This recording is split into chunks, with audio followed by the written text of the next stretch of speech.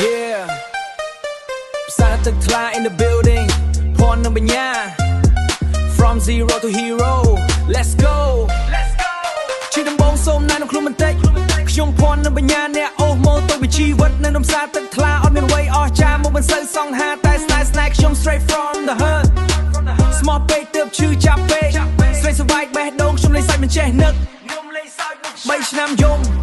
4ឆ្នាំទុក5ឆ្នាំនៅចាំមនុស្សដែលធ្វើខ្ញុំខូចចិត្តមិនឈប់នេះសាហាវណាក្បត់ទាំងមុខស្ងៀមយកអាចទុកមុខបញ្ញាដូចជារឿងកំ pl ែងខ្ញុំខំអូទាំងថ្ងៃទាំងយប់រកលុយឲ្យនាងតែនឹងយកទៅចាយលេងសប្បាយចិត្តលុយសន្សំទិញផ្ទះមិនមែនទិញទឹងភ្នែកខ្ញុំឈប់លងស្នេហ៍ដែលធ្វើឲ្យជីវិតបែកចង់មានឡានចង់មានផ្ទះចាប់ពីថ្ងៃនេះខ្ញុំរស់ដើម្បីខ្លួនឯងលុយសន្សំទិញផ្ទះអាចជាមិត្តពេលអារម្មណ៍ខ្ញុំធ្លាក់